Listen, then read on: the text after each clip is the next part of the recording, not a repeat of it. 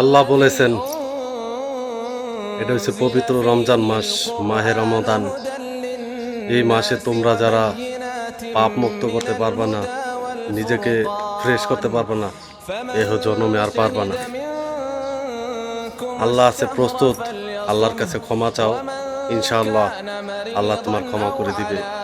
তুমি খাস দিলে আল্লাহর কাছে কান্দো, তাহাজ্জুদ নামাজে কান্দো, ফজরের আগে কান্দো,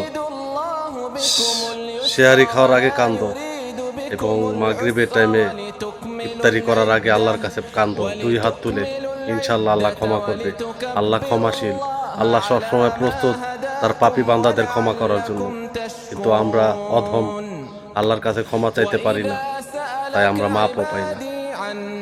এখনো সময় আছে, এই মাসে আল্লাহর কাছে ক্ষমা চাও, ইনশাআল্লাহ আল্লাহ ক্ষমা করে দিবে।